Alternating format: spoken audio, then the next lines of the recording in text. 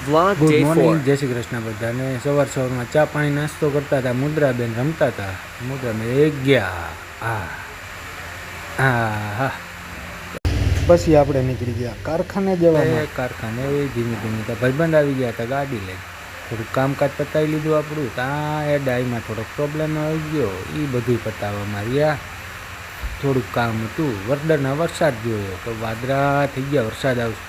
ત્યાં તરત જ વરસાદ આવ્યો.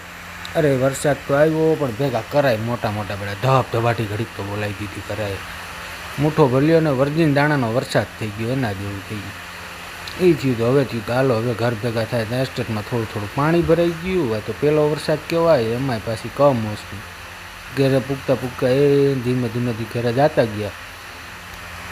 ઘેરે પૂગીને ખાઈ પી લીધી. મુદ્રાબેન કે વોકિંગ માટે જવું છે તો ચૂચુવાળા ચપ્પલ પહેરીને વોકિંગ કરો. અહીંયા પૂરો. ગુડ નાઇટ, જય શ્રી કૃષ્ણ.